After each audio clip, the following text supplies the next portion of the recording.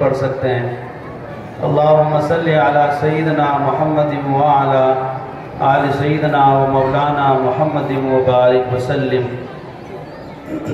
اللہم صلی علی سیدنا محمد وعلی آل سیدنا و مولانا محمد وبارک وسلم۔ باب قول اللہ تعالی وَنَزَعُ الْمَوَازِينَ الْقِسْطَ لِيَوْمِ الْقِيَامَةِ وَأَنَّ أَعْمَالَ بَنِي آدَمَ وَقَوْلَهُمْ يُوزَنْ تُوزَنْ۔ وقال مجاہد القسطاس العدل بالرومیہ ويقال القسط مصدر المقسط وهو العادل وأما القاسط فهو الجائر۔ وبه قال حدثنا أحمد بن إشكاب قال حدثنا محمد بن فضيل عن عمارة بن القعقاع عن أبي زرعة عن أبي هريرة رضي الله تعالى عنه قال قال النبي صلى الله تعالى عليه وسلم كلمتان حبيبتان إلى الرحمن خفيفتان على اللسان ثقيلتان في الميزان سبحان اللہ وبحمدہ سبحان اللہ العظیم۔ یہ کتاب جو اس وقت ہمارے سامنے ہے امام بخاری رحمۃ اللہ علیہ کی نبی علیہ السلام کی احادیث کو جمع کیا ہوا ایک بہترین اور قیمتی ذخیرہ ہے۔ نماز جمعہ سے پہلے ہم نے اپنے استاد محترم سے سنا کہ نبی علیہ السلام کی کل احادیث کی تعداد 27 لاکھ ہیں۔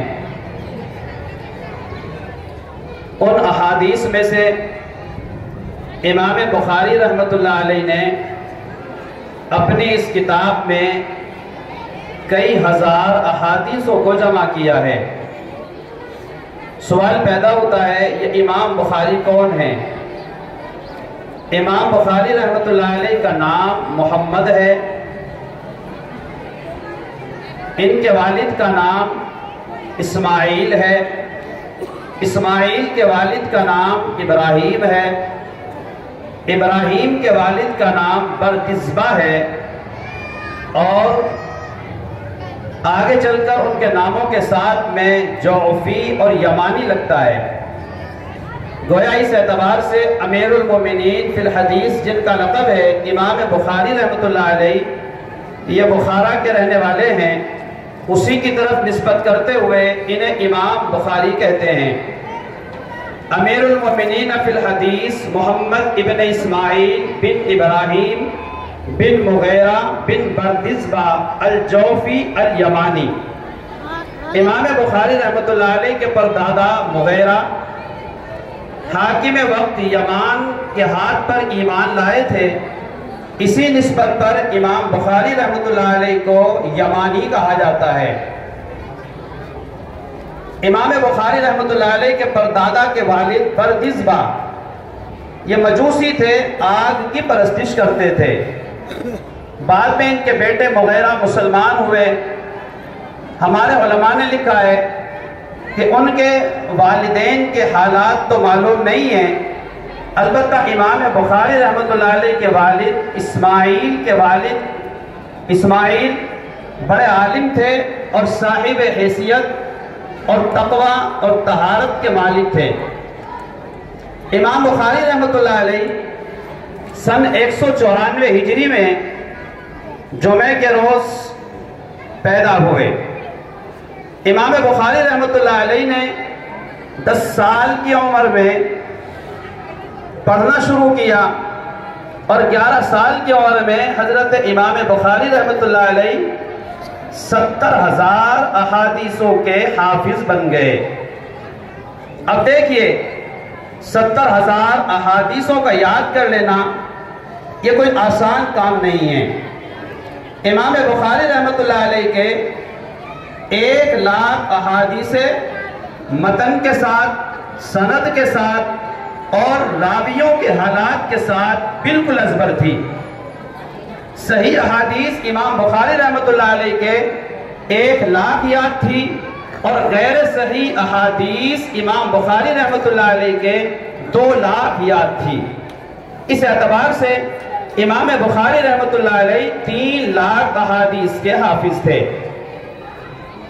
11 سال کی عمر میں علم کی تلاش اور جستجو میں اس وقت کے محدثین عظام کی تلاش میں گھومتے، کبھی حجاز کا سفر کرتے، کبھی مصر اور شام تشریف لے جاتے، کبھی بصرہ جاتے اور کبھی کوفہ تشریف لے جاتے، حتیٰ کہ حجاز مقدس میں مکہ اور مدینہ میں امام بخاری رحمۃ اللہ علیہ نے کئی سال گزارے۔ امام بخاری رحمۃ اللہ علیہ اپنی والدہ اور اپنے بھائی کے ساتھ میں حج کرنے کے لیے تشریف لے گئے، مگر ان کی والدہ اور ان کے بھائی تو حج کر کے واپس آ گئے۔ امام بخاری رحمۃ اللہ علیہ وہیں رہ پڑے اور وہاں کے محدثین کے تلاش میں اور جستجو میں ان کے حلقہ درس کا چکر لگاتے، جہاں انہیں پتہ چلتا کہ یہاں حدیث کا درس ہوتا ہے، امام بخاری رحمۃ اللہ علیہ وہیں تشریف لے جاتے اور وہاں جا کر حدیث ان سے سیکھتے اور سنتے اور املا کرتے۔ ابھی امام بخاری رحمۃ اللہ علیہ کی عمر 18 سال کی ہوئی تھی کہ امام بخاری رحمۃ اللہ علیہ ایک اچھے خاصے عالم بن گئے، فاضل بن گئے، لاکھوں احادیث کے حافظ بن گئے۔ امام بخاری رحمۃ اللہ علیہ اپنے اساتذہ کی خدمت میں اپنے طلباء کے ساتھ بیٹھتے تو طلباء کے ہاتھ میں قلم ہوتا اور ان کے سامنے حدیث کو لکھنے کے لیے کاغذ یا دوسری چیزیں ہوتی، مگر امام بخاری رحمۃ اللہ علیہ کے ہاتھ میں نہ قلم ہوتا اور نہ ہی ان کے سامنے کاغذ وغیرہ ہوتا، بلکہ امام بخاری رحمۃ اللہ علیہ محدثین سے حدیث کو سنتے اور اسے اپنے دل اور سینے میں محفوظ کر لیتے۔ ہمارے اکابر علماء نے لکھا ہے کہ علم کا تعلق سینہ بسینہ ہے، سفینہ نہیں۔ آج کے اعتبار سے ہمارے جو علوم ظاہرہ ہیں وہ ہمارے ان کتاب کے اوراق میں محفوظ ہیں۔ کتاب کے اوراق ہم سے الگ ہو گئے تو اب ہم عالم نہ رہے بلکہ ہم کاغذوں کے حافظ تھے یا کاغذوں کے عالم تھے۔ امام بخاری رحمۃ اللہ علیہ کو احادیث کے لکھنے کے لیے نہ کاغذ کی ضرورت تھی نہ کسی دوسری چیز کی ضرورت تھی۔ ادھر استاد حدیث بیان کرتا، امام بخاری رحمۃ اللہ علیہ اس حدیث کو سنتے اور ان کے یاد ہو جاتی۔ تبھی تو امام بخاری رحمۃ اللہ علیہ لاکھوں احادیث کے حافظ ہیں۔ امام بخاری رحمۃ اللہ علیہ خالص احادیث کے حافظ نہیں ہیں، بلکہ جہاں امام بخاری رحمۃ اللہ علیہ نے حدیث کو یاد کیا یا حدیث ان کے یاد ہو گئی، وہیں امام بخاری رحمۃ اللہ علیہ کے جو درمیان میں سندیں ہوتی ہیں، حدیث کو روایت کرنے والے راوی ہوتے ہیں، ہر راوی کب پیدا ہوئے، کس سن میں پیدا ہوئے اور کب ان کا انتقال ہوا، کہاں انتقال ہوا، ان کی زندگی کیسی تھی، کس اعتبار سے انہوں نے زندگی گزاری، ہر راوی کے حالات امام بخاری رحمۃ اللہ علیہ کے یاد تھے۔ یہ بلا کا حافظہ اللہ رب العزت نے حضرت امام بخاری رحمۃ اللہ علیہ کو عطا کیا تھا۔ 18 سال کی عمر میں جبکہ یہ نوجوانی کا زمانہ ہوتا ہے، امام بخاری رحمۃ اللہ علیہ مسند حدیث پر بیٹھ کر بڑے بڑے مشائخ اور محدثین کو حدیث کا درس دیتے تھے، حتیٰ کہ امام بخاری رحمۃ اللہ علیہ کے درس حدیث میں 1,00,000 حضرات ان سے حدیث سننے کے لیے جمع ہوتے تھے۔ شرح حدیث نے لکھا ہے کہ خود امام بخاری رحمۃ اللہ علیہ سے یہ کتاب بخاری شریف 90,000 طلباء نے پڑھی ہے۔ اب دیکھیے اس کے علاوہ کی تفصیل اس کے علاوہ ہے۔ امام بخاری رحمۃ اللہ علیہ نے اب حدیث کی اس کتاب کو لکھنے کا ارادہ کیا، وہ ایک لمبی تفصیل ہے۔ امام بخاری رحمۃ اللہ علیہ کے جب لاکھوں احادیث یاد ہو گئی تو ان لاکھوں احادیث میں سے امام بخاری رحمۃ اللہ علیہ نے کچھ احادیث کا انتخاب کیا، اور انتخاب کرنے کے بعد امام بخاری رحمۃ اللہ علیہ نے اپنی اس کتاب میں 8,000 سے کچھ زیادہ، یا بعض محدثین کے مطابق 7,000 سے کچھ زیادہ، یا بعض محدثین کی رائے کے مطابق 9,000 سے زیادہ احادیث کو اپنی اس کتاب بخاری میں جمع فرمایا۔ امام بخاری رحمۃ اللہ علیہ کی عجیب حالت ہے اس کتاب کے لکھنے میں۔ امام بخاری رحمۃ اللہ علیہ جب اپنی اس کتاب میں کوئی حدیث لکھتے ہیں، پہلے غسل فرماتے ہیں اور عطر لگاتے ہیں، خوشبو لگاتے ہیں، وضو کرتے ہیں اور 2 رکعت نماز استخارے کی نیت سے پڑھتے ہیں۔ جب انہیں اس بات کا یقین کامل حاصل ہو جاتا ہے کہ یہ حدیث بالکل صحیح ہے اور اس میں ذرہ برابر کا کوئی شبہ ہے ہی نہیں، تب امام بخاری رحمۃ اللہ علیہ اپنی اس کتاب میں اس حدیث کو نقل فرماتے ہیں۔ امام بخاری رحمۃ اللہ علیہ نے اپنے اس کتاب بخاری شریف کو 3 مرتبہ خود اپنے ہاتھوں سے لکھا۔ طواف کرتے اور ترجمۃ الباب لکھتے، مقام ابراہیم پر نماز پڑھتے۔ اب دیکھیے کہ اگر 9,000 احادیثیں ہیں بخاری شریف میں، تو 9,000 احادیثوں کو جمع کرنے کے لیے امام بخاری رحمۃ اللہ علیہ نے گویا 9,000 مرتبہ غسل کیا۔ 9,000 مرتبہ امام بخاری رحمۃ اللہ علیہ نے 2 رکعت نماز پڑھی۔ 9,000 مرتبہ گویا امام بخاری رحمۃ اللہ علیہ نے استخارہ کیا، تب جا کر امام بخاری رحمۃ اللہ علیہ نے اپنی اس کتاب میں ان احادیثوں کے اس ذخیرے اور حدیث کے اس ذخیرے کو جمع کیا۔ امام بخاری رحمۃ اللہ علیہ نے بڑی محنتیں فرمائی اور بڑی محنتیں اس اعتبار سے کی کہ رات میں اور دن میں امام بخاری رحمۃ اللہ علیہ بڑا مجاہدہ کرتے، ریاضت کرتے، محنت سے کام لیتے، حتیٰ کہ امام بخاری رحمۃ اللہ علیہ باوجود اس کے کہ مالدار تھے، والد نے جب انتقال ہوا تو وراثت میں بہت مال چھوڑا تھا، لیکن چونکہ اگر وہ مال و دولت میں تجارت میں مصروف ہوتے تو دین کا یہ بڑا کام اور یہ خدمت امام بخاری انجام نہ دے سکتے، لہٰذا امام بخاری رحمۃ اللہ علیہ نے اپنے مال کو مزاربت کے طور پر اپنے کسی ساتھی کے حوالے کیا اور وہ اس سے کچھ پیسے کما کر امام بخاری رحمۃ اللہ علیہ کو دیتا، جس سے امام بخاری رحمۃ اللہ علیہ کا ایک گھر کا کام کاج چلتا۔ امام بخاری رحمۃ اللہ علیہ رات اور دن اسی حالت میں ان کی گزر جاتی۔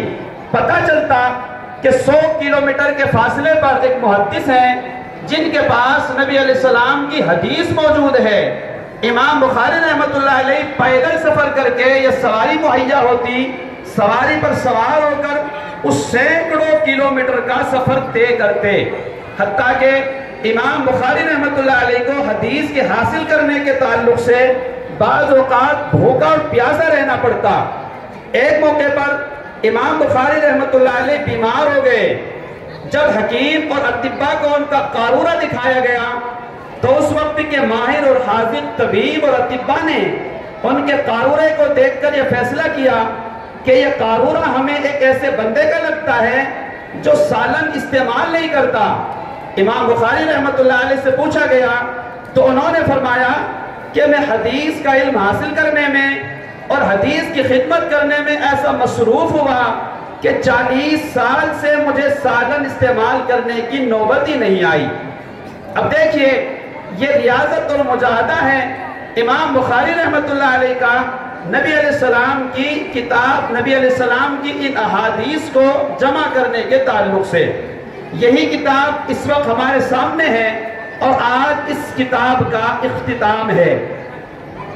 امام بخاری رحمۃ اللہ علیہ نے اپنی اس کتاب میں سب سے پہلی جو حدیث نقل کی ہے وہ سیدنا حضرت عمر بن خطاب رضی اللہ تعالیٰ عنہ سے مروی ہے۔ جو حدیث امام بخاری رحمۃ اللہ علیہ اپنے اس کتاب میں لے کر آئے ہیں وہ حدیث ہے انما الاعمال بالنیات۔ امام بخاری رحمۃ اللہ علیہ گویا اپنی اس کتاب کی ابتدا اس حدیث کے شروع کرنے سے اس بات کی طرف کرنا چاہتے ہیں کہ ہمارے جو طلبہ ہیں یا ہماری جو طالبات ہیں یا ہمارے جو عام لوگ ہیں، مومنین حضرات ہیں، ان کو کوئی بھی کام اگر کرنے کی ضرورت پیش آئے تو وہ پہلے اپنی نیت کو خالص کر لیں اور اس کے بعد اس کام کا آغاز کریں۔ اگر کام بہت بڑا ہے مگر نیت صحیح نہیں ہے تو اس کام کے کرنے کا کوئی فائدہ نہیں ہے۔ امام بخاری رحمۃ اللہ علیہ نے اپنی اس کتاب کو شروع کرتے وقت گویا ہمیں اس بات کی تعلیم دی کہ آپ تمام حضرات کو چاہیے نماز پڑھیں تو اپنی نیت کو صحیح کریں، روزہ رکھیں تو اپنی نیت کو صحیح کریں، زکوٰۃ دیں تو اپنی نیت کو صحیح کریں، حتیٰ کہ اگر ہم کرسیوں پر بیٹھ کر مسند تقریر اور خطابت میں آئیں تو اس وقت بھی ہم اپنی نیت کو صحیح کریں۔ نماز پڑھاتے وقت امام کو چاہیے اپنی نیت کو صحیح کرے، تقریر کرتے وقت مقرر کو چاہیے کہ وہ اپنی نیت کو صحیح کرے۔ اگر اس کی اپنی نیت صحیح نہیں ہے تو اس کی ساری نمازیں کسی کام کی نہیں ہیں۔ اگر وہ روزوں پہ روزے بھی رکھتا ہے مگر اس کی نیت صحیح نہیں ہے تو اس کا بھوکا مرنے سے خدا اسے کچھ اس کے بدلے میں دینے والا نہیں ہے۔ ہمیں چاہیے کہ ہم اپنا ہر عمل کرنے سے پہلے اپنی نیت کو خالص کریں کہ میرا معاملہ اللہ تعالیٰ سے ہے اور میں جو نماز پڑھتا ہوں یا دیگر نیک اعمال کرتا ہوں تو اس کا مقصد مجھے اللہ تعالیٰ کی رضا کو حاصل کرنا ہے۔ اسی لیے امام بخاری رحمۃ اللہ علیہ نے بیان کرتے کرتے نبی علیہ السلام کی حدیث آگے چل کر بیان فرمائی، ان تعبد اللہ کأنک تراہ فإن لم تکن تراہ فإنہ یراک۔ تم اللہ کی عبادت اس طرح کرو جیسے تم اللہ کو دیکھ رہے ہو۔ اور اگر یہ بات پیدا نہیں ہوتی تو پھر یہ تو سوچنا ہی چاہیے کہ اللہ رب العزت مجھے دیکھ رہے ہیں۔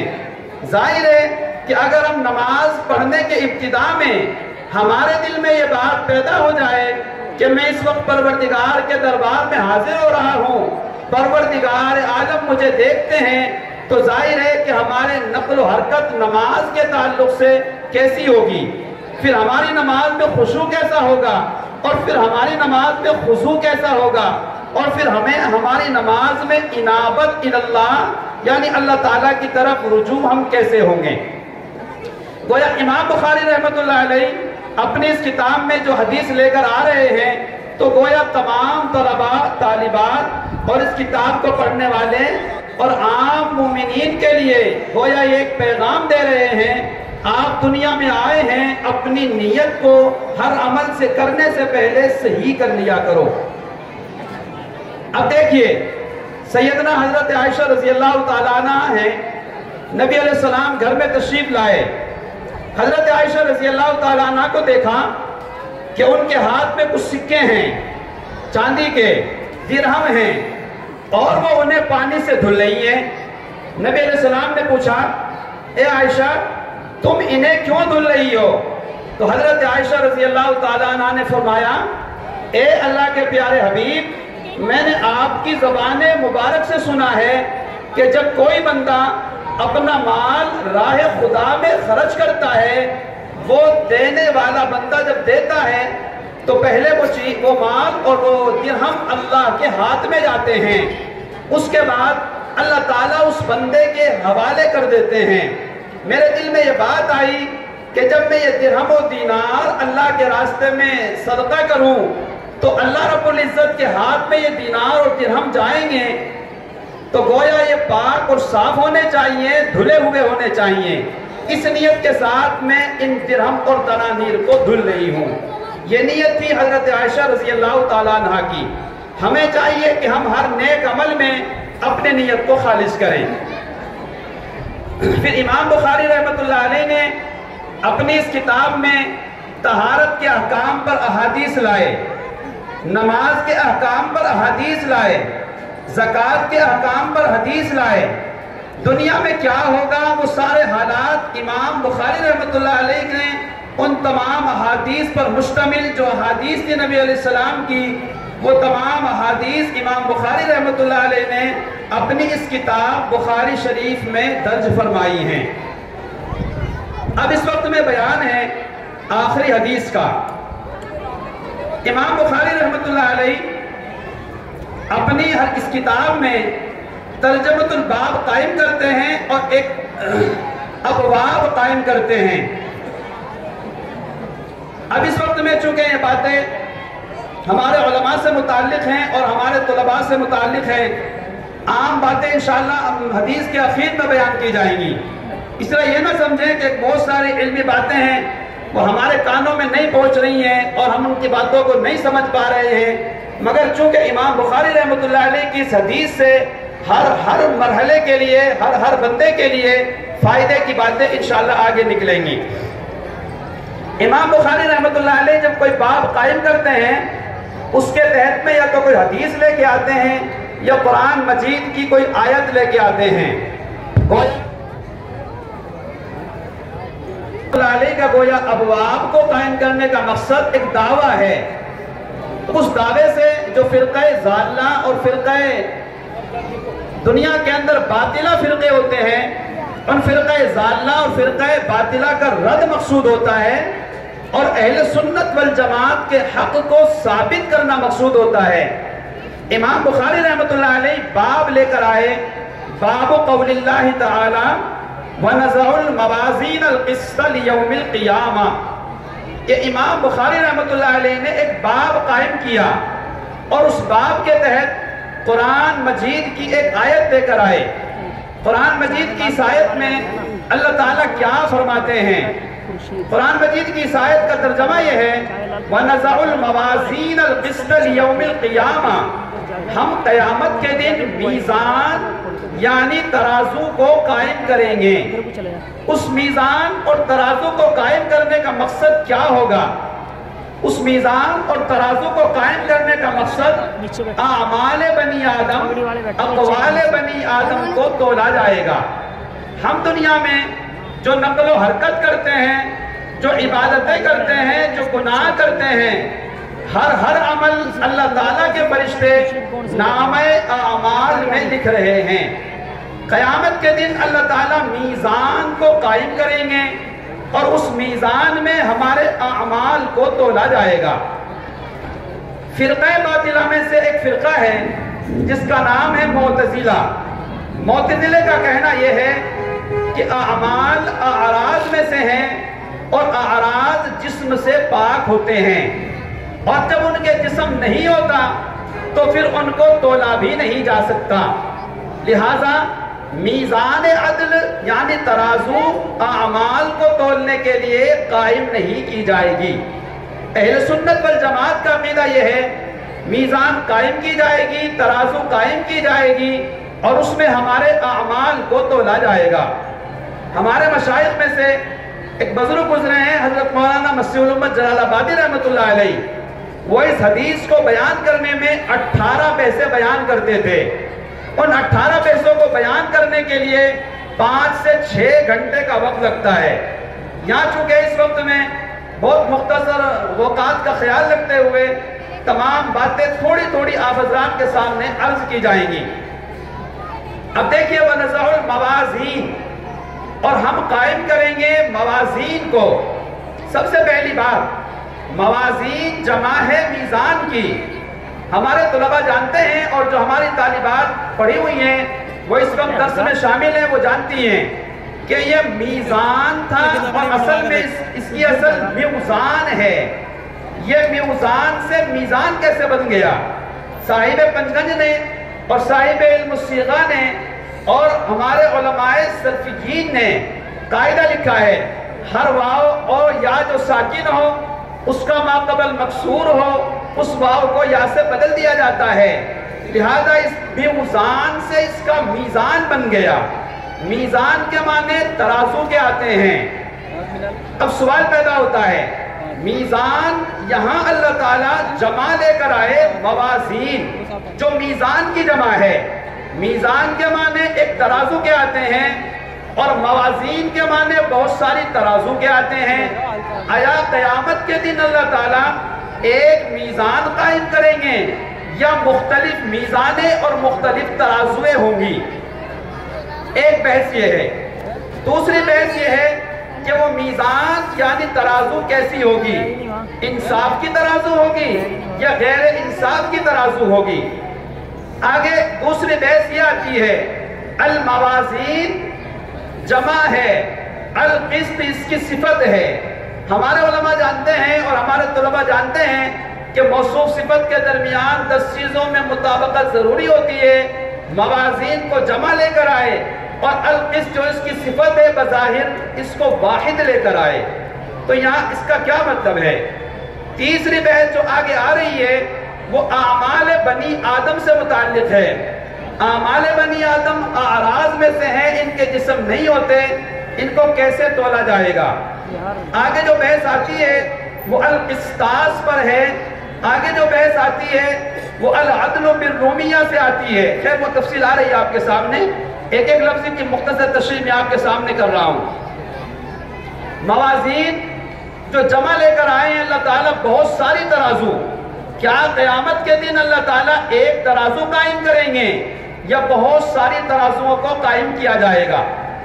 ہمارے محدثین نے، ہمارے علماء نے جواب لکھا یا تو یہ ہوگا کہ بندے کے اعمال مختلف طرح کے ہیں، ہر ترازو میں ہر بندے کے الگ الگ اعمال کو تولا جائے گا. کسی میں نماز کو تولا جائے گا، کسی میں روزے کو تولا جائے گا، کسی میں حج کو تولا جائے گا، کسی میں اخلاص کو تولا جائے گا اور کسی میں کسی چیز کو تولا جائے گا.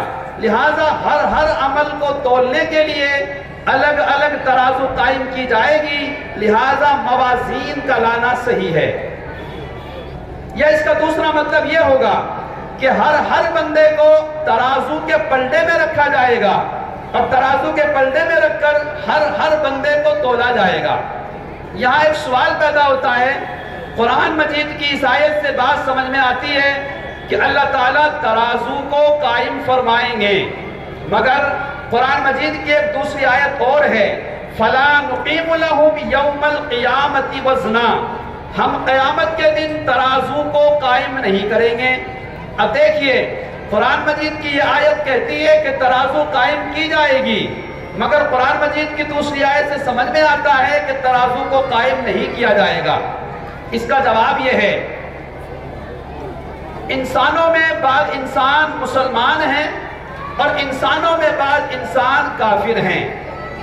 بعض انسان ایسے ہیں جو مسلمان ہیں، ان کے پاس نیک اعمال بھی ہیں اور برے اعمال بھی ہیں، اور بعض ایسے ہیں کہ جن کے پاس نیکیاں ہی نیکیاں ہیں، برائی ہے ہی نہیں.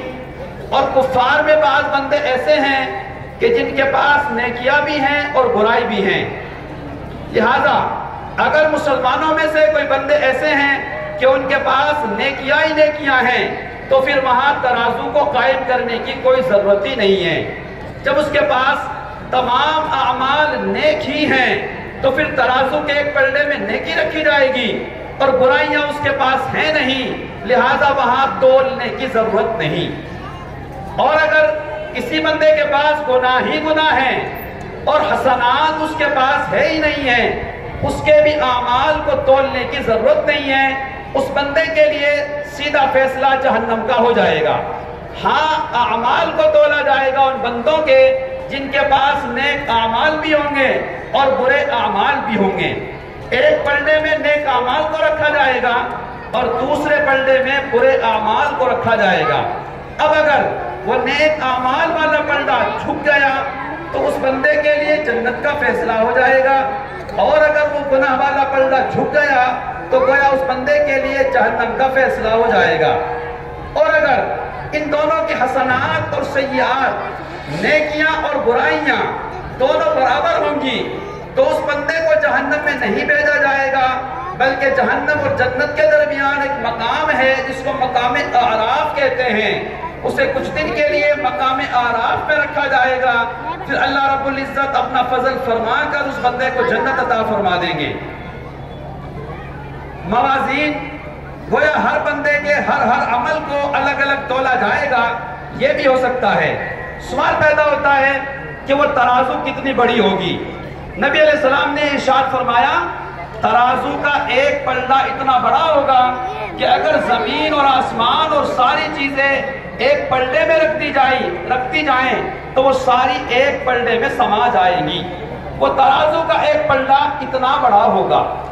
دوسرے پلڑے میں دوسری تمام چیزوں کو رکھ دیا جائے وہ اتنا بڑا ہوگا. پھر اس ترازو میں ایک زبان ہوگی جو بتائے گی کہ نیکیاں اتنی ہیں اور برائیاں اتنی ہیں۔ الموازین القسط لیوم القیامہ دنیا میں نہیں ہوگا بلکہ آخرت میں ہوگا۔ ہمارے ذہن میں یہ بات گردش کرتی ہے ہمارے یہ اعمال کیسے تولے جائیں گے؟ جیسا کہ فرقہ معتزلہ کہتا ہے ہم زبان سے کوئی الفاظ نکالتے ہیں وہ ختم ہو جاتا ہے، ہم کوئی عمل کرتے ہیں وہ ختم ہو جاتا ہے، پھر ہمارے اعمال کو کیسے تولا جائے گا؟ ہمارے علماء نے اس کا جواب دیا یا تو یہ ہوگا کہ صاحب اعمال کو تولا جائے گا، یا یہ ہوگا کہ اس کو نامہ اعمال کو کتاب کی شکل دے دی جائے گی اور کتاب کی شکل دے کر اس نامہ اعمال یعنی رجسٹر کو تولا جائے گا۔ اب دیکھیے قرآن مجید کی آیت اس بات پر گواہ ہے وَوُضِعَ الْكِتَابُ وَتَرَى الْمُجْرِمِينَ مُشْفِقِينَ مِمَّا فِيهِ لَا يُغَادِرُ صَغِيرَةً وَلَا كَبِيرَةً إِلَّا أَحْصَاهَا، جو کتاب کے الفاظ ہیں اس کتاب سے مراد یہاں پر نامہ اعمال ہیں، اسے گویا رجسٹر کو تولا جائے گا، ایک طرف نیک اعمال کو رکھا جائے گا اور دوسری طرف برے اعمال کو رکھا جائے گا، اس اعتبار سے تولا جائے گا۔ دوسری بات یہ ہے یہاں تولنے کی کیا ضرورت ہے؟ اللہ تعالیٰ کو تو معلوم ہے، پھر اللہ تعالیٰ کو تولنے کی کیا ضرورت ہے؟ اللہ تعالیٰ ہمارے اعمال کے کرنے سے پہلے بھی ویسے ہی جانتے ہیں جیسے ہمارے اعمال کے کرنے کے بعد جانتے ہیں، اور وزن کرنے کی ضرورت تو وہاں پڑتی ہے جہاں پر پہلے سے معلوم نہ ہو۔ جب اللہ تعالیٰ کو پہلے سے معلوم ہے کون بندہ جنتی ہے اور کون بندہ جہنمی ہے تو پھر اللہ تعالیٰ اعمال کا وزن کیوں کریں گے؟ ہمارے مشائخ نے اس کا جواب لکھا صرف اللہ تعالیٰ وہاں پر جو وزن کریں گے تو اس کا مقصد یہ ہوگا کہ وہ ہمیں دکھانا چاہتے ہیں، اپنا فضل ہمارے اوپر ظاہر کرنا چاہتے ہیں اور ہمارے اعمال اور نامہ اعمال کو ہمارے سامنے لانا چاہتے ہیں۔ اس کا مقصد یہ نہیں ہے کہ اللہ تعالیٰ جاننے کے لیے ایسا کر رہے ہیں، بلکہ ہمارے اپنے فائدے کے لیے تاکہ اللہ کا فضل ظاہر ہو جائے، اس بنا پر ایسا کیا جائے گا۔ تیسری بات جو ہمارے یہاں پر عوام حضرات ہیں ان کے ذہن میں آتی ہے اعمال کو کیسے تولا جائے گا؟ اس زمانے میں سمجھنا مشکل ہے، مگر آج کے زمانے میں اس اعمال کے وزن کو سمجھنا بہت آسان ہے۔ چنانچہ آج کی جدید سائنس نے ترقی کی ہے اور ترقی کرنے کے بعد ایسے آلات اور اسباب تیار کیے ہیں جن میں وہ تمام چیزوں کا وزن کرتے ہیں۔ چنانچہ ڈاکٹروں کے پاس ایک تھرمامیٹر ہوتا ہے، اگر وہ زبان کے نیچے لگاتا ہے یا بغل میں لگاتا ہے تو تھوڑی دیر کے بعد نکال کے کہتا ہے اس بندے کو تو 102 یا 3 یا 4 ڈگری بخار ہے۔ حرارت کو ناپ لیتے ہیں، برودت کو ناپ لیتے ہیں۔ اب دیکھیے ہر بندے کی ساری چیزوں کو یہاں دنیا میں پرکھا جا رہا ہے، ناپا جا رہا ہے، تو اللہ تعالیٰ کے لیے کیا مشکل ہے کہ وہ ہمارے اعمال کا وزن کر لیں؟ جب بندوں کے لیے مشکل نہیں تو پھر اللہ کے لیے کیسے مشکل ہو سکتا ہے؟ اللہ کے لیے آسان ہے اور وہ ہمارے ہر عمل کا وزن کریں گے۔ وَنَزَعُ الْمَوَازِينَ الْقِسْطَ لِيَوْمِ الْقِيَامَةِ، اور ہم قیامت کے دن موازین یعنی ترازو کو قائم کریں گے۔ وَأَنَّ أَعْمَالَ بَنِي آدَمَ وَقَوْلَهُمْ يُوزَنُ، اور بے شک اعمال بنی آدم کا وزن کیا جائے گا۔ اعمال کو بھی تولا جائے گا، اقوال کو بھی تولا جائے گا۔ ہمارے جتنے اعمال ہیں ان تمام اعمال کو بھی تولیں گے، اور ہم اپنی زبان سے جو الفاظ نکالتے ہیں اللہ تعالیٰ ان کو بھی تولیں گے۔ ہم اپنی زبان سے الفاظ کو نکال کر یہ نہ سمجھیں کہ ہم نے تو بول دیا بس بول دیا، ما یلفظ من قول الا لدیہ رقیب عتید، ہم جو بولتے ہیں اپنی زبان سے وہ نامہ اعمال میں لکھا جا رہا ہے، اللہ تعالیٰ اس کا بھی وزن فرمائیں گے۔ وقال مجاہد القسطاس القسطاس، دونوں طرح پڑھا جاتا ہے، قسطاس قاف کے زیر کے ساتھ اور قسطاس قاف کے پیش کے ساتھ۔ العدل بالرومیہ، امام مجاہد رحمت اللہ علیہ فرماتے ہیں کہ القسطاس یا القسطاس اس کے معنی عدل کے ہیں، انصاف کے ہیں، اور یہ ایسا لفظ ہے جس کے معنی ظلم کے بھی آتے ہیں۔ چنانچہ قرآن مجید کی آیت ہے وَأَمَّا الْقَاسِطُونَ فَكَانُوا لِجَهَنَّمَ حَطَبًا، یہاں پر قاسدون ظالمون کے معنی میں ہے، اور یہاں پر جو القسط آیا ہے قرآن مجید کی اس آیت میں، یہاں اس کے معنی عدل کے ہیں۔ ہمارے علماء جانتے ہیں جنہوں نے اصول شاشی پڑھی ہے، نور الانوار اسامی پڑھی ہے، وہاں ان تمام حضرات نے قرآن مجید کی آیت بیان کی ہے وَالْمُطَلَّقَاتِ يَتَرَبَّصْنَ بِأَنفُسِهِنَّ ثَلَاثَةَ قُرُوء۔ یہ قروء ایک ایسا لفظ ہے جو دونوں معنوں کے درمیان مشترک ہے۔ اس کے معنی پاکی کے بھی ہیں اور اس کے معنی ناپاکی کے بھی ہیں، یعنی حیض اور طہر دونوں کے ہیں۔ اسی طرح یہاں پر جو لفظ قسط ہے یہ دونوں معنوں میں استعمال ہوتا ہے، عدل و انصاف کے معنی میں بھی استعمال ہوتا ہے اور ظلم کے معنی میں بھی استعمال ہوتا ہے۔ اگر اسے ثلاثی مجرد سے لے کر آئیں، ہمارے طلباء جانتے ہیں ثلاثی مجرد کے ابواب سے لے کر آئیں تو اس کے معنی ظلم کے آتے ہیں، اور اگر اسے ثلاثی مزید کے ابواب سے لے کر آئیں تو اس کے معنی عدل کے آتے ہیں۔ القسطاس العدل، اللہ رب العزت جو میزان ترازو قائم کریں گے وہاں پر کسی بندے کے اوپر ظلم نہیں ہوگا، وہ انصاف کی ترازو ہوگی۔ حتیٰ کہ حدیث مبارکہ میں ہے نبی علیہ السلام نے ارشاد فرمایا اگر دنیا میں کسی ایسی بکری نے جس کے سینگ تھے اور بے سینگ والی بکری کے سینگ مار دیا ہوگا، اللہ تعالیٰ اس بے سینگ والی بکری کو سینگ عطا فرمائیں گے اور اسے کہیں گے کہ آپ اس بکری سے اپنا بدلہ لے لو۔ ایسا انصاف ہوگا، اور ایسے انصاف کی ترازو اللہ رب العزت میدان قیامت میں قائم فرمائیں گے، جس سے دودھ کا دودھ اور پانی کا پانی ہو جائے گا۔ ہر بندے کے بارے میں پتہ چل جائے گا کہ وہ دنیا میں کیا کر کے آیا تھا اور کتنے اس نے گل چھرے اڑائے تھے۔ چنانچہ العدل بالرومیہ، وقال مجاہد القسطاس العدل بالرومیہ۔ بعض حضرات کہتے ہیں کہ یہاں پر القسط یہ رومی زبان کا لفظ ہے، اور رومی زبان عجمی شمار ہوتی ہے، حالانکہ قرآن مجید تو عربی زبان میں ہے، تو پھر عربی زبان جو قرآن مجید عربی زبان میں ہے، قرآن مجید میں القسط کو جو رومی یعنی عجمی زبان کا لفظ ہے اسے کیوں لے کر آئے؟ اس سے تو ایسا لگتا ہے نعوذ باللہ کہ اللہ تعالیٰ گویا اس جگہ پر عربی زبان میں عربی لفظ لانے پر عاجز تھے۔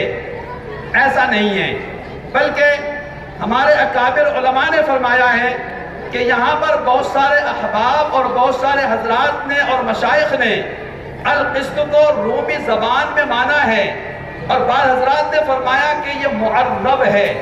معرب کا مطلب یہ ہوتا ہے کہ وہ لفظ عربی نہیں ہوتا مگر اسے عربی بنا لیا جاتا ہے۔ جیسے قرآن مجید کی آیت ہے الم تر کیف فعل ربک باصحاب الفیل۔ عرب میں چونکہ ہاتھی نہیں پایا جاتا، اور فارسی زبان میں ہاتھی کو پیل کہا جاتا ہے پے سے، اور عربی زبان میں پے نہیں آتا، لہذا وہاں پر چونکہ ہاتھی نہیں پایا جاتا اور ہاتھی کا استعمال قرآن مجید عربی زبان میں لانا تھا، لہذا اس پے کو فا سے بدل دیا گیا اور پیل کو فیل بنا دیا۔ اس کو معرب کہتے ہیں۔ بھلے ہی القسط رومی عجمی زبان کا لفظ ہو مگر یہاں پر اسے معرب کر کے عربی زبان میں لے کر آئے ہیں۔ العدل بالرومیہ ویقال القسط مصدر المقسط۔ پیچھے ایک بات آئی تھی الموازین جمع ہے جو موصوف ہے، اور القسط اس کی صفت ہے، اور موصوف صفت کے درمیان مطابقت ضروری ہے۔ اب دیکھیے کہ موصوف جمع ہے اور اس کی صفت واحد ہے، یہاں پر اس کی صفت واحد کیوں لے کر آئے؟ فرماتے ہیں کہ القسط مصدر ہے، اور مصدر کے بارے میں کہ یہ اس میں جنس ہوتا ہے، اور اس میں جنس نہ جمع ہوتا ہے نہ مذکر ہوتا ہے نہ مؤنث ہوتا ہے، اس بنا پر یہاں اس کو لے کر کے آئے ہیں، یعنی القسط الموازین کی صفت لانا بالکل صحیح ہے۔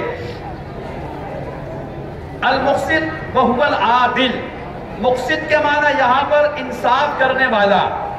اب انصاف کرنے والا کون ہوگا؟ انصاف کرنے والی جو ذات ہے وہ اللہ رب العزت کی ذات ہوگی۔ دنیا کے اندر جو بہت سارے انصاف کرنے والے لوگ ہوتے ہیں وہ انصاف کا ڈھنڈورا تو پیٹتے ہیں مگر انصاف نہیں کرتے۔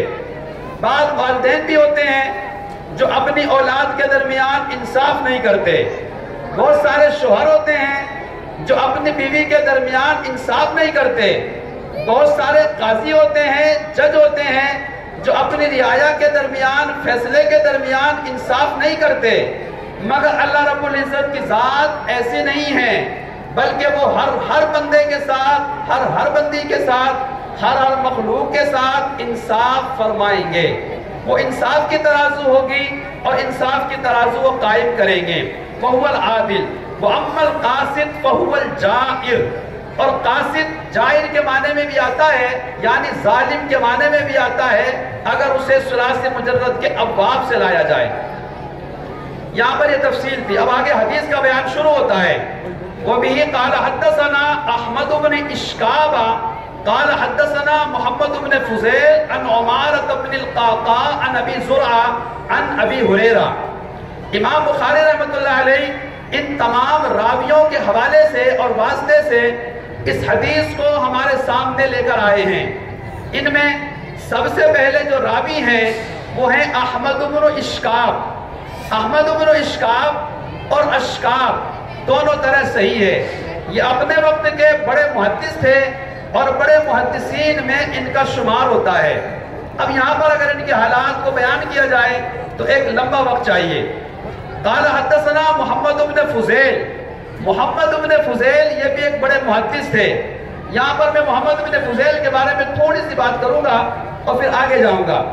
بعض حضرات نے اس کے اوپر اعتراض کیا کہ یہ جو راوی ہیں اس حدیث کے محمد بن فضیل یہ شیعہ تھے، یعنی رافضی تھے، اور جب یہ رافضی تھے تو امام بخاری رحمۃ اللہ علیہ اپنی اس کتاب میں حدیث کی روایت کرنے میں ایک شیعہ کو درمیان میں کیوں لے کر آئے ہیں؟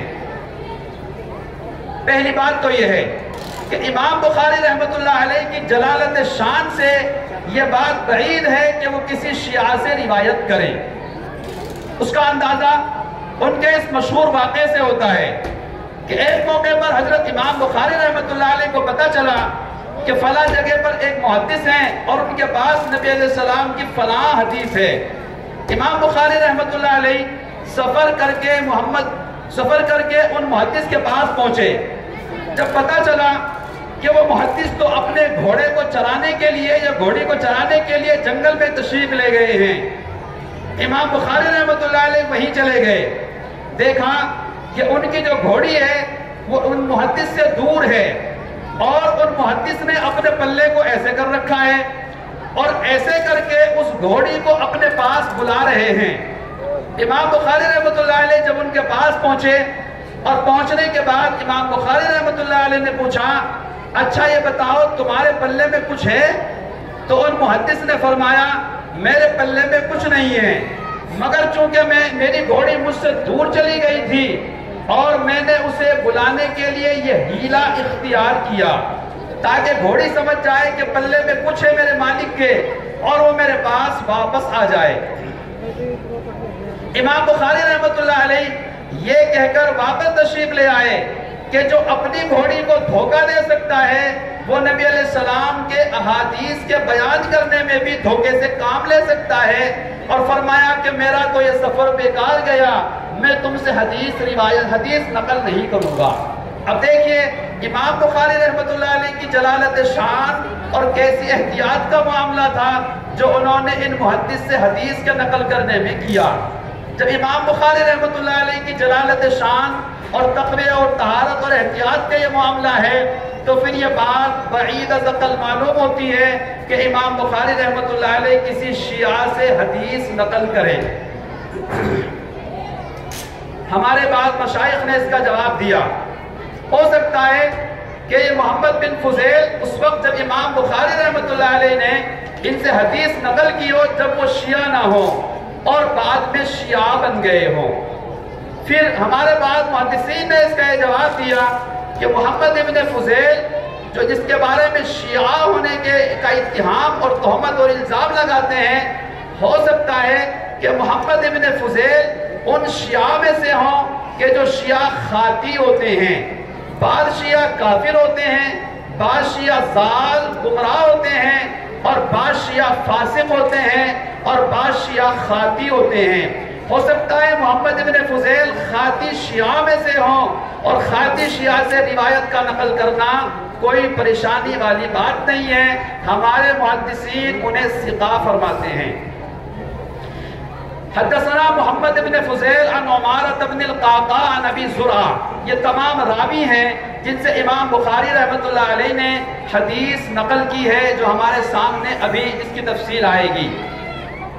حضرت احمد بن اشکاب نے اس حدیث کو بیان نقل کیا ہے محمد بن فضیل سے۔ محمد بن فضیل نے اس حدیث کو نقل کیا ہے عمارہ بن قعقاع سے۔ عمارہ بن قعقاع نے اس حدیث کو نقل کیا ہے حضرت ابو زرعہ سے۔ حضرت ابو زرعہ نے اس حدیث کو نقل کیا ہے سیدنا حضرت ابو ہریرہ رضی اللہ تعالیٰ عنہ سے۔ سیدنا حضرت ابو ہریرہ رضی اللہ تعالیٰ عنہ نبی علیہ السلام کے جلیل القدر صحابہ میں سے ہیں، احفظ الصحابہ کہا جاتا ہے۔ نبی علیہ السلام کی جتنی احادیث ہیں اور جتنے احادیث کو نقل کرنے والے ہیں، ان تمام احادیث میں سب سے زیادہ نبی علیہ السلام کی احادیث کو نقل کرنے والے سیدنا حضرت ابو ہریرہ رضی اللہ تعالیٰ عنہ ہیں۔ امام بخاری رحمۃ اللہ علیہ جو کتاب کے شروع میں حدیث لے کر آئے، اس کے راوی حضرت عمر بن خطاب ہیں جو افقہ الصحابہ ہیں، اور امام بخاری رحمۃ اللہ علیہ جو حدیث اخیر میں لے کر آئے اس کے راوی حضرت ابو ہریرہ ہیں جو احفظ الصحابہ ہیں۔ سیدنا حضرت عمر بن خطاب رضی اللہ تعالیٰ عنہ افقہ الصحابہ ہیں، صحابہ میں سب سے زیادہ دین کی صحیح سمجھ رکھنے والے ہیں اور اعلم الناس بھی ہیں۔ تبھی تو نبی علیہ السلام نے حضرت عمر بن خطاب رضی اللہ تعالیٰ عنہ کے بارے میں فرمایا تھا اگر میرے بعد کوئی نبی ہوتا تو عمر ہوتا، لیکن چونکہ میرے بعد کوئی نبی نہیں ہے لہٰذا عمر بھی نبی نہیں ہے۔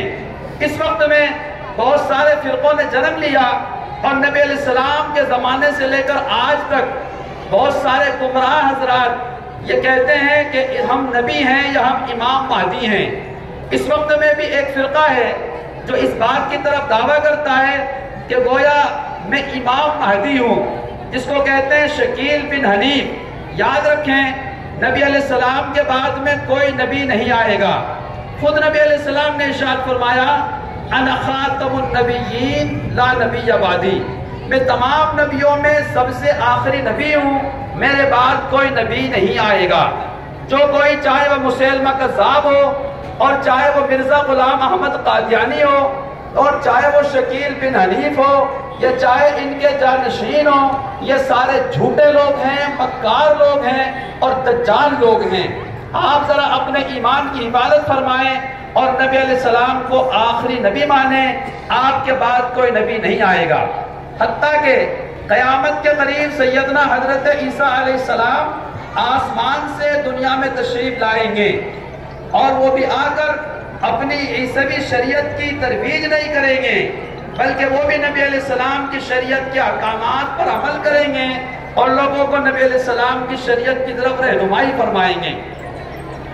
اس وقت میں اور اس سے پہلے جو بہت سارے حضرات نے امام مہدی ہونے کا دعویٰ کیا ہے، امام مہدی جو قیامت کے قریب آئیں گے جن کا نام محمد ہوگا، وہ دعویٰ نہیں کریں گے بلکہ وہ خانہ کعبہ کا طواف کر رہے ہوں گے، لوگ انہیں اسی دوران وہاں پا لیں گے اور کہیں گے کہ آپ تو ہمیں امام مہدی رکھتے ہیں، مگر امام مہدی کہیں گے کہ نہیں میں امام مہدی نہیں ہوں، دعوے سے منع کریں گے اور دور جائیں گے، مگر چونکہ وہ نیک لوگوں کی جماعت ہوگی قرائن سے سمجھ جائے گی کہ صحیح معنی میں امام مہدی یہی ہیں، تو وہ امام مہدی رحمۃ اللہ علیہ کو، امام مہدی علیہ السلام کو لے کر آئیں گے، اور آگے لانے کے بعد دمشق میں جو جامع مسجد ہے اس کے مینارے پر امام مہدی رحمۃ اللہ علیہ کو لے کر آئیں گے، اور وہاں عصر کی نماز کا وقت ہوگا۔ دو فرشتوں کے سہارے سیدنا حضرت عیسیٰ علیہ السلام آسمانوں میں زندہ ہیں اور انہیں آسمانوں میں زندہ اٹھایا گیا تھا، وہ انہیں اس وقت میں مینارے پر لا کر چھوڑ دیں گے۔ وہ مینارہ دمشق کی جامع مسجد میں بن چکا ہے اور موجود ہے۔ اس وقت کے جو بہت سارے زائرین حضرات ہیں وہ دمشق کی جامع مسجد میں گئے ہیں اور انہوں نے وہ مینارہ دیکھا ہے جس پر آسمان سے سیدنا حضرت عیسیٰ علیہ السلام کو اتارا جائے گا۔ نماز کا وقت ہوگا، حضرت امام مہدی نماز کے لیے جائیں گے تو بتایا جائے گا کہ سیدنا حضرت عیسیٰ علیہ السلام تشریف لے آئے ہیں۔ امام مہدی واپس ہٹ جائیں گے اور واپس ہٹنے کے بعد لوگوں کو کہیں گے کہ ذرا سیڑھی لگاؤ۔ سیڑھی لگا کر حضرت عیسیٰ علیہ السلام کو سیڑھی کے ذریعے نیچے اتارا جائے گا۔ پھر حضرت عیسیٰ علیہ السلام کے پیچھے مجاہدین کا لشکر جرار ہوگا اور پھر دجال بھی اس دوران آ جائے گا۔ دنیا کے اندر فتنہ، یلغاریت، ظلم و بربریت اور شیطانیت ہوگی۔ اس وقت میں حضرت عیسیٰ علیہ السلام کی سرپرستی میں جہاد ہوگا اور اس وقت میں دجال کو قتل کیا جائے گا۔ حضرت عیسیٰ علیہ السلام دجال کو قتل کریں گے۔ ہمارے حضرت نے ایک موقع پر ارشاد فرمایا، جب دجال کو پتہ چلے گا کہ سیدنا حضرت عیسیٰ علیہ السلام آ گئے ہیں اور وہ تجھے قتل کریں گے تو اس کے پاس ایک بہت تیز رفتار سواری ہوگی، اور تیز رفتار سواری کا عالم یہ ہوگا کہ جہاں پر نظر پڑے گی دجال کی سواری اسی جگہ پر پہنچ جائے گی۔ ایسی برق اور تیز رفتاری سواری دجال کے پاس ہوگی۔ سیدنا حضرت عیسیٰ علیہ السلام اس کا پیچھا کریں گے اور دجال آگے بھاگنا شروع ہو جائے گا، یہاں تک کہ دجال اسرائیل میں پہنچ جائے گا، جسے آج ہم اسرائیل کہتے ہیں، جو یہودیوں کا ملک ہے۔ نبی علیہ السلام نے 1450 سال پہلے فرما دیا تھا کہ اے وہاں پر درخت لگائے جائیں گے اور یہودی درختوں کے پیچھے پناہ لیں گے، مگر درخت اس وقت بولیں گے اور جواب دیں گے اور کہیں گے دیکھو میرے پیچھے یہ بدبخت چھپا ہے، تم اسے قتل کرو۔ چنانچہ آج وہ سمجھتے ہیں کہ یہ جو ببول کے درخت ہیں یہ ہماری حفاظت کریں گے، مگر وہ ان کی حفاظت نہیں کریں گے۔ انہوں نے وہاں پر ان درختوں کو لگانا شروع کر دیا ہے، گویا یہ زمانہ قیامت کے قریب کا زمانہ ہے۔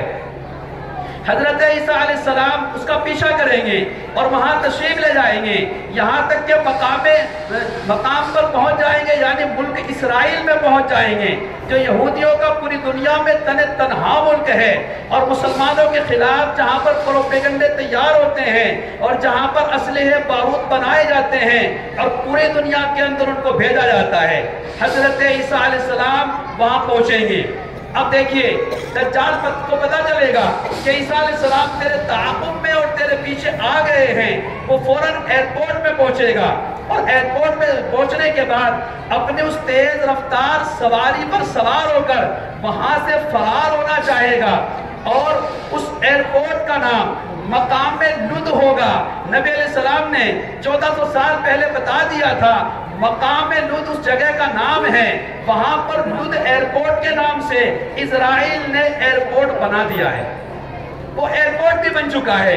دجال کے آنے کی دیر ہے، اسی لیے نبی علیہ السلام نے ارشاد فرمایا اللہم انی اعوذ بکا من فتنۃ المسیح الدجال، ہمیں دجال کے فتنے سے پناہ مانگنی چاہیے۔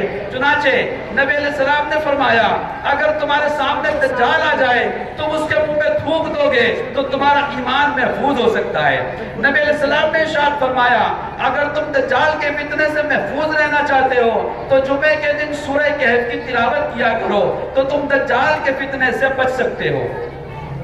آج یہ جو موبائل کا فتنہ ہے اور آج یہ جو جگہ جگہ پر بہت سارے فتنے ہیں، یہ سارے فتنے دجال کے آنے کی افتتاحی فتنے ہیں، دجال کے آنے کی تیاریاں شروع ہو گئی ہیں۔ ہمیں چاہیے کہ ہم اپنے ایمان کی حفاظت کریں۔ چنانچہ نہ اس وقت میں ابھی کوئی امام مہدی آیا ہے اور نہ سیدنا حضرت عیسیٰ علیہ السلام آئے ہیں، وہ قیامت کے قریب تشریف لائیں گے۔ آپ اپنے ایمان کی حفاظت فرمائیں، نبی علیہ السلام آخری نبی ہیں۔ نبی علیہ السلام کے صحابی سیدنا حضرت ابو ہریرہ رضی اللہ تعالیٰ عنہ ہیں، تمام بہت ساری احادیث سے حضرت ابو ہریرہ رضی اللہ تعالیٰ عنہ کے حفظ اور زبانی یاد تھی۔ بہت سارے صحابہ اپنے معاشی اور ضروریات اور تجارت میں لگے رہتے، مگر سیدنا حضرت ابو ہریرہ نبی علیہ السلام سے احادیث کو سننے میں مصروف رہتے۔ یہاں تک کہ سیدنا حضرت ابو ہریرہ رضی اللہ تعالیٰ عنہ فرماتے ہیں کہ میں بھوک اور پیاس کی وجہ سے بے ہوش ہو جاتا، لوگ مجھے دیوانہ مجنون پاگل سمجھتے اور مجھے پیروں سے رونتے تھے اور سمجھتے تھے کہ اس بندے کو تو مرگی کا دورہ پڑ گیا ہے، مگر میں اصل میں مرگی کے دورے میں مبتلا نہیں ہوتا تھا، بلکہ میں بھوک اور پیاس کی وجہ سے نڈھال ہو جاتا تھا۔ یہ حضرت ابو ہریرہ رضی اللہ تعالیٰ عنہ ہیں جنہوں نے نبی علیہ السلام سے کثرت سے احادیث کو نقل کیا ہے۔ امام بخاری رحمۃ اللہ علیہ سب سے آخری حدیث حضرت ابو ہریرہ رضی اللہ تعالیٰ عنہ سے لے کر آ رہے ہیں تاکہ ہماری جو طالبات ہیں یا ہمارے جو علماء اور طلباء ہیں ان کو چاہیے کہ وہ بھی اپنے اندر اس حفاظت کی چیز کو محفوظ کریں۔ یعنی علم دین بندے کے دل میں آ جاتا ہے مگر وہ نکل بھی جلدی چلا جاتا ہے۔ اگر عصیان ہوگا تو نسیان بھی ہوگا، اگر گناہوں کی کثرت ہوگی تو پھر علم محفوظ نہیں رہ سکتا۔ میرا یہ پیغام ہے خود اپنے سے بھی اور اپنے تمام احباب سے بھی اور ہماری اپنی طالبات سے بھی کہ ان کو چاہیے کہ وہ اپنے آپ کو گناہوں سے خالی زندگی گزارنے کی کوشش کریں، تبھی ان کا علم محفوظ رہ سکتا ہے۔ سیدنا حضرت ابو ہریرہ رضی اللہ تعالیٰ نے نبی علیہ السلام سے یہ حدیث نقل کی ہے۔ چنانچہ نبی علیہ السلام نے ارشاد فرمایا کلمتان حبیبتان الی الرحمن خفیفتان علی اللسان ثقیلتان فی المیزان۔ یہاں اس میں بہت ساری بحثیں ہیں مگر چونکہ وقت بہت کم ہے اور تمام بحثوں کو تفصیل سے بیان نہیں کیا جا سکتا۔ کلمتان حبیبتان، دو کلمے، ذرا دل کے کانوں سے سنیے، کلمتان حبیبتان، دو کلمے ایسے ہیں جو رحمان کو بہت پیارے ہیں۔ اب دیکھیے رحمان اللہ تعالیٰ کے صفاتی ناموں میں سے ایک نام ہے۔ اللہ تعالیٰ کے جو نام ہیں وہ 99 ہیں صفاتی، اور ایک نام ہے اللہ کا ذاتی جسے ہم کہتے ہیں اللہ۔ آپ بھی اگر ایک مرتبہ محبت سے اللہ کا نام لے لیں گے نا تو دل کے اندر نور پیدا ہو جائے گا۔ ذرا بلند آواز سے لے کے دکھائیں اللہ اللہ اللہ اللہ۔ یہ اللہ کا ذاتی نام ہے۔ ہمارے مشائخ میں سے حضرت گنگوئی رحمۃ اللہ علیہ نے ارشاد فرمایا جس بندے نے اپنی زندگی میں ایک مرتبہ اللہ کا یہ نام محبت کے ساتھ لے لیا، جس بندے نے ایک مرتبہ اپنی زندگی میں اللہ کا یہ نام محبت کے ساتھ لے لیا، وہ ایمان کے بغیر اس دنیا سے جا ہی نہیں سکتا۔ ایسا یہ متورک نام ہے اللہ کا۔ چنانچہ ہمارے سلسلہ اہل نقشبندیہ کے ایک بزرگ گزرے ہیں جن کا نام تھا حضرت خواجہ فضل علی قریشی رحمۃ اللہ علیہ۔ ان کا یہ دستور تھا کہ وہ اپنے سالکین اور اپنے مریدین اور اپنے متعلقین کے قلب کے اوپر ایسے انگلی لگاتے تھے اور انگلی لگانے کے بعد 3 مرتبہ فرماتے اللہ اللہ اللہ، اور پھر فرمایا ایک موقع پر کہ اس گناہگار بندے نے جس بندے کے دل کے اوپر اللہ کا یہ نام انگلی رکھ کر کے ضرب لگا دی ہے، کوئی دنیا کا منمائی کا لال ایسا ہو ہی نہیں سکتا کہ وہ بغیر ایمان کے جائے بلکہ ایمان کے ساتھ دنیا سے جائے۔ خیر وہ ایک تفصیل ہے۔ کلمتان حبیبتان، تو یہاں پر الی الرحمن کہا، الی اللہ نہیں کہا، جبکہ اللہ کا ذاتی نام اللہ ہے اور اللہ کا صفاتی نام رحمان ہے۔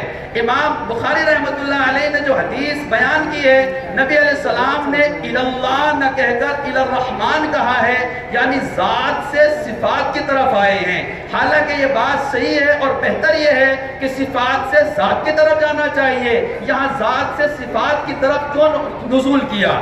ہمارے مشائخ نے اس کا جواب یہ دیا چونکہ اللہ تعالیٰ کی رحمت اور شان رحیمی تمام بندوں کے اوپر حاوی ہے۔ آپ جانتے ہیں رحمان کسے کہتے ہیں؟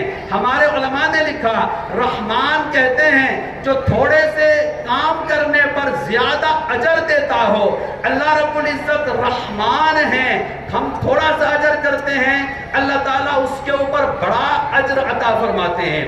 اب دیکھیے جو بندہ ایک مرتبہ سبحان اللہ کہتا ہے گویا وہ ترازو کے ایک پلٹے کو اجر و ثواب سے بھر دیتا ہے۔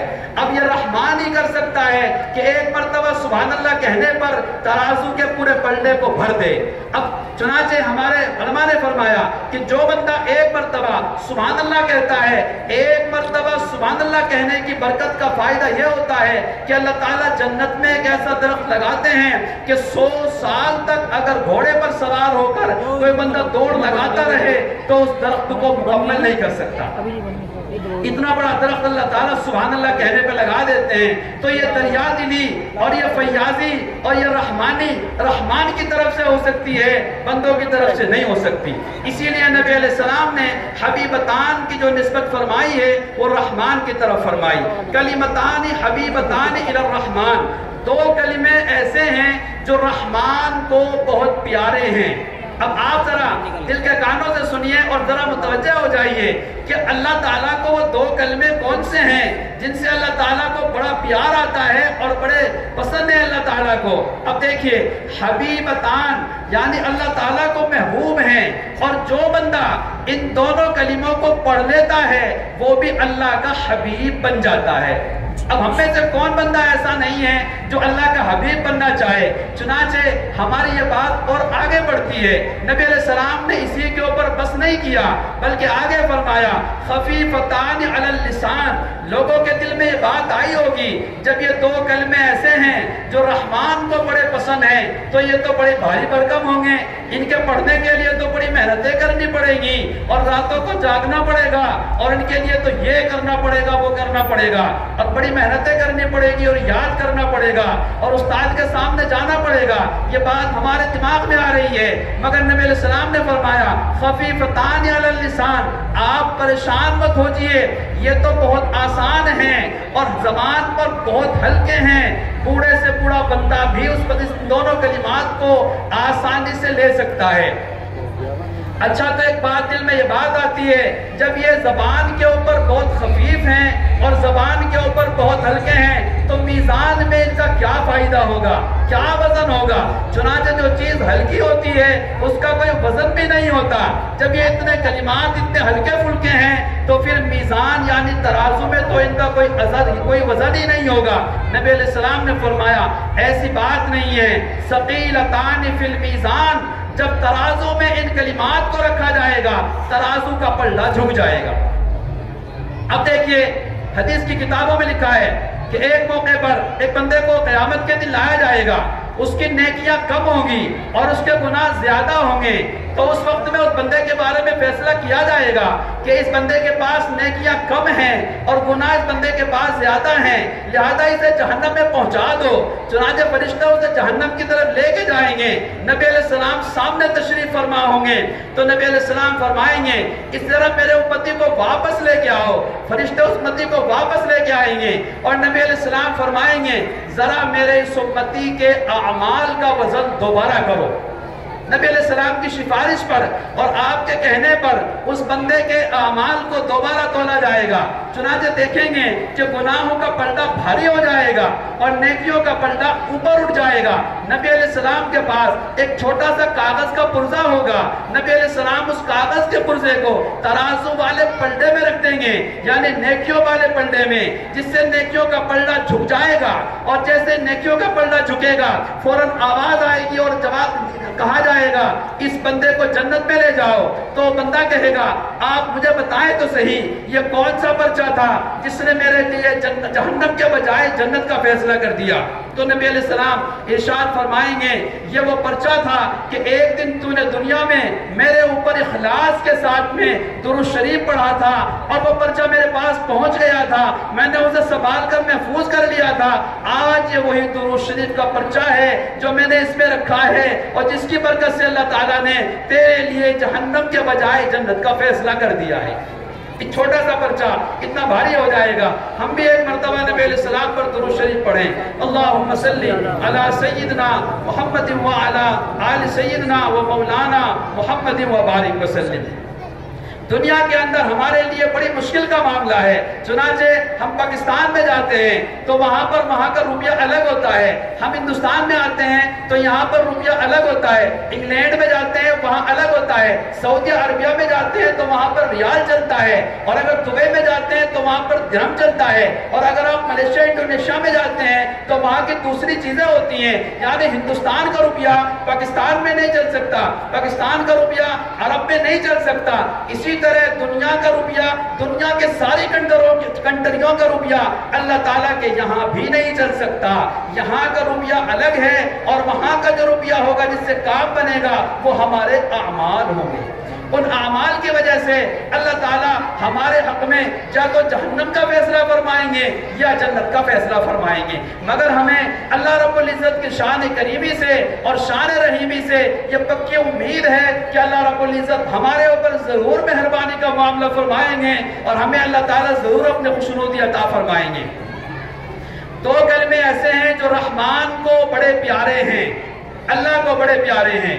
دنیا کے اندر اگر ہمیں کسی سے محبت ہو جائے تو اس وقت میں بعض اوقات ہماری گرل فرینڈ کو اور ہمارے سے محبت رکھنے والی ہماری محبوبہ عاشقہ کو بعض اوقات اپنے محبوب کی بات بڑی اچھی لگتی ہے اور وہ آگے بڑھ کے کہتی ہے آپ ذرا ان الفاظ کو ایک مرتبہ میرے سامنے پھر کہہ دو. وہ یہ کہلوانا چاہتی ہے تو اس کو اچھا لگتا ہے. اسی طرح ہمیں سوچنا چاہیے کہ وہ دو کلمے کیسے ہیں جو ہمارے پروردگار کو بہت محبوب ہیں.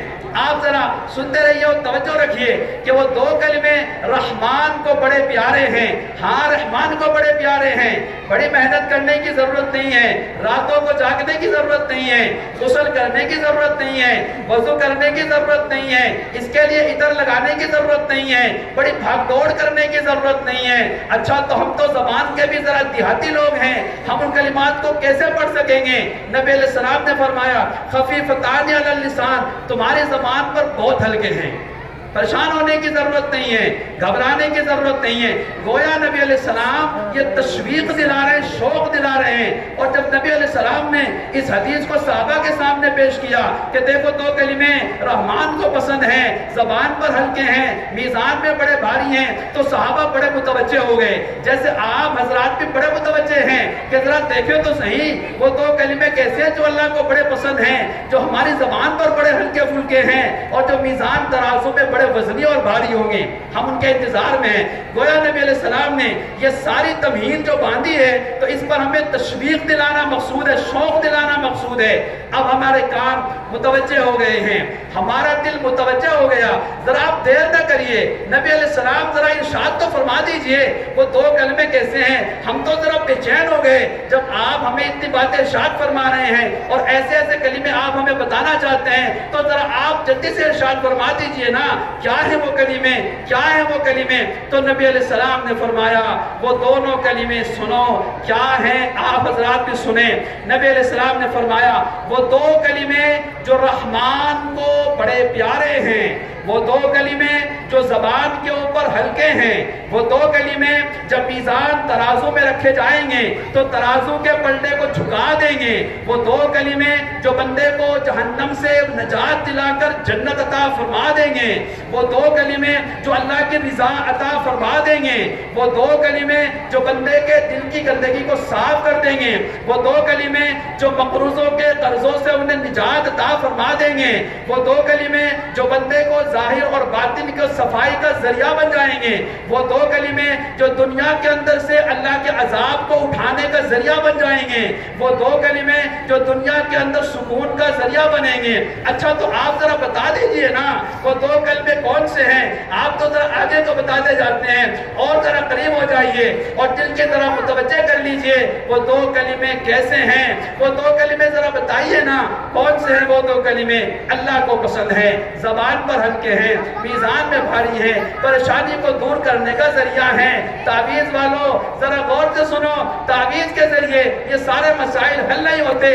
آؤ میں تمہیں نبی علیہ السلام کے ان دو کلمات کا تعویذ دینا چاہتا ہوں. آپ ذرا اسے کسی گلے میں مت ڈالنا، آپ ذرا اسے کسی کندھے اور بازو میں مت باندھنا، آپ ذرا اسے گھر میں لٹکا کر اور گھر کی زینت مت بنانا، بلکہ آپ اپنے دل کی تختی کو ذرا صاف کر لیجئے. میں یہ دونوں کلمے آپ حضرات کے دل کے اوپر نقش کرنا چاہتا ہوں اور دل کی گہرائیوں میں جمانا چاہتا ہوں اور دل کی گہرائیوں میں اتارنا چاہتا ہوں. اچھا تو شوق تو اور بڑھ گیا ہے.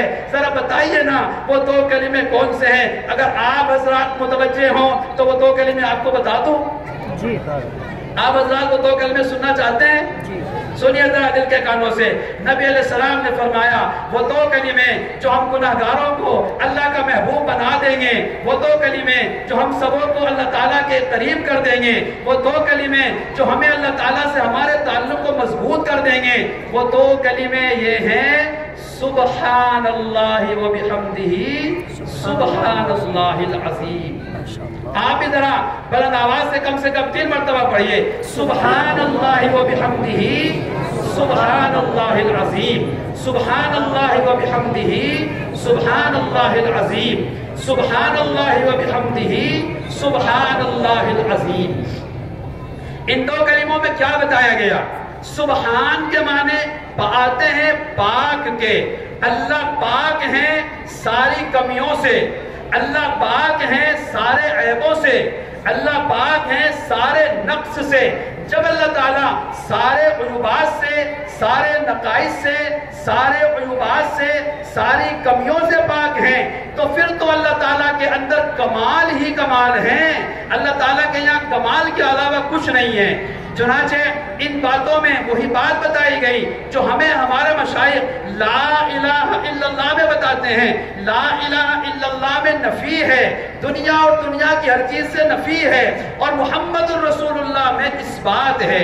یہ وہی ہے جو ہمارے مشائخ ہمیں خانقاہوں میں سکھاتے ہیں اور بتاتے ہیں کہ پہلے تم تخلیہ کرو، پھر اس کے بعد ہم تمہارا تحلیہ کریں گے۔ پہلے دل کو گندگیوں سے پاک کرنا پڑے گا، نفس کے اندر سے رذائل کو نکالنا پڑے گا، اس کے لیے کسی شیخ و مرشد اور مربی کی صحبت میں رہنا پڑے گا، تب جا کر کے ہمارے نفس کا تزکیہ ہو سکتا ہے اور ہمارے قلب کا تصفیہ ہو سکتا ہے۔ اس کے بعد ہمارا دل مجلہ ہوگا، ہمارا دل مزکا ہوگا، اور اس دل میں پھر اللہ کی محبت آئے گی۔ دودھ بیچنے والوں کے پاس دودھ بیچنے والوں کے پاس ڈبہ لے کے پہنچتے ہیں، اگر اس میں گندگی پڑی ہو تو دودھ بیچنے والا ڈالنے والا اس میں دودھ ڈالنے سے منع کر دیتا ہے، آپ پہلے اس ڈبے کو صاف کر لیجئے تب میں اس میں دودھ ڈالوں گا۔ اللہ کی محبت بھی گناہگار دل میں نہیں آ سکتی، اللہ کی محبت گندے دل میں نہیں آ سکتی، ہمیں پہلے تخلیہ کرنا پڑے گا، اپنے دل کو صاف کرنا پڑے گا، تب جا کر اللہ رب العزت کی محبت ہمارے دل میں آئے گی۔ سبحان اللہ وحمدہ، اللہ تعالیٰ پاک ہیں، کوئی کمی اللہ کے یہاں نہیں ہے، نہ ذات میں ہے نہ صفات میں ہے۔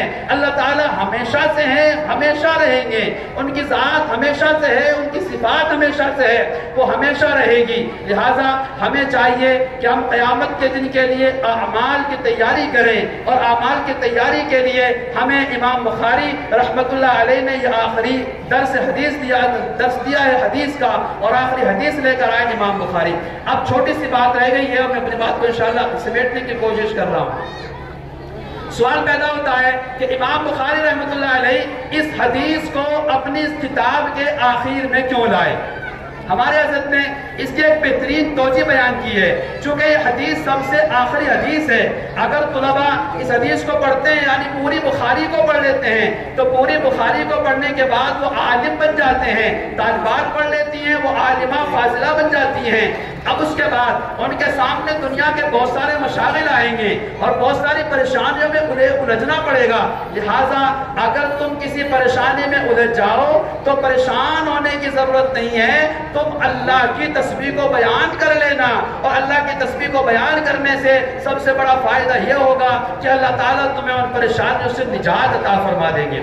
سیدنا حضرت یونس علیہ السلام کو مچھلی نے نگل لیا تھا، تو سیدنا حضرت یونس علیہ السلام ایک ہی دعا پڑھتے تھے، قرآن عظیم الشان میں ہے، لا الہ الا انت سبحانک انی کنت من الظالمین۔ اللہ فرماتے ہیں للبث فی بطنہ الی یوم یبعثون، قیامت تک یونس علیہ السلام مچھلی کے پیٹ میں ہی رہتے اگر وہ ہماری اس تسبیح کو بیان نہ کرتے۔ آپ جتنے عام لوگ ہیں، ہمارے علماء تشریف فرما ہے، ہمارے طلباء طالبات، ہماری مشورات یہاں موجود ہیں، اگر کسی پریشانی میں الجھ جائیں اور کوئی دقت آ جائے اور راستہ ہموار نظر نہ آئے تو اس وقت فوراً چاہیے کہ ہم اللہ کی تسبیح کو بیان کریں، اللہ کی پاکی کو بیان کریں۔ چنانچہ ہمارے حضرت شاہ مسجد میں جلال آبادی رحمۃ اللہ علیہ اپنے یہاں آنے والے متعلقین کو فرمایا کرتے تھے کہ جب وہ استغفار پڑھا کریں تو استغفار سے پہلے ان کلمات کو بھی پڑھ لیا کریں، سبحان اللہ و بحمدہ، سبحان اللہ العظیم، استغفر اللہ العظیم الذی لا الہ الا هو الحی القیوم واتوب الیہ۔ اب یہ سید الاستغفار بن گیا اور ان کلمات کے پڑھنے سے اللہ تعالیٰ اس کے گناہوں کو معاف فرما دیتے ہیں۔ لہذا امام بخاری رحمت اللہ علیہ اخیر میں اس حدیث کو اسی وجہ سے لے کر آئے تاکہ اگر ہمارے سامنے کوئی پریشانی آ جائے تو اللہ کی تسبیح سے اس پریشانی کا ازالہ کر لیں۔ یہ بات یہاں تک سبق کے اعتبار سے مکمل ہو گئی ہے۔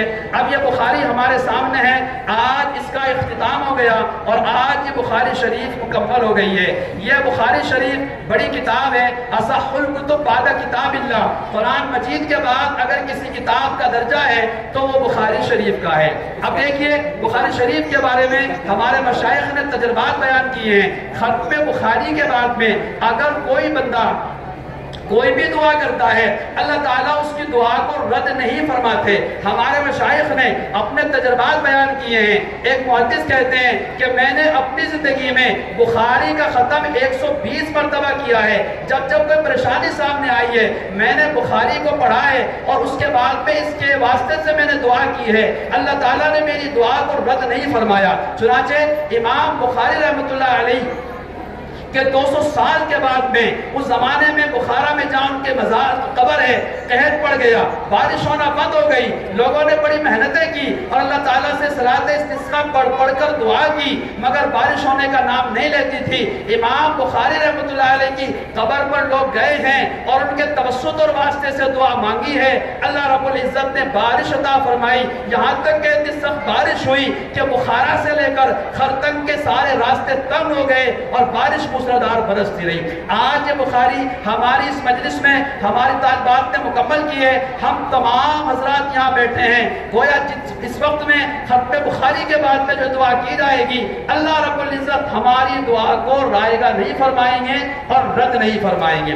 آج امت کے حالات بڑے عجیب ہیں اور غور کرنا چاہیے اور سوچنا چاہیے کہ ابھی ترکی کے اندر اور یہاں پر ملک شام کے اندر جو زلزلے کے معاملات پیدا ہو رہے ہیں، 50,000 بندے زمین دود ہو گئے ہیں، بلڈنگیں ٹوٹ گئی ہیں، زمین اللہ کے قبضے قدرت میں ہیں، آسمان اللہ کے قبضے قدرت میں ہیں۔ ہم ذرا ان چھوٹے چھوٹے مکانات کو دے کر ذرا پریشان، ہم اپنے اوپر یہ سب تمام چیزوں کو بلند نہ کریں، یہ سب اللہ کے اختیار میں ہیں۔ گناہوں سے بچیں، گناہوں سے بچیں، گناہوں سے بچیں، اپنے آپ کو اللہ کے قریب کریں اور اپنے دل میں اللہ کا خوف پیدا کریں۔ اللہ تعالیٰ مجھے بھی اور آپ تمام حضرات کو بھی ان تمام باتوں پر عمل کرنے کی توفیق عطا فرمائے۔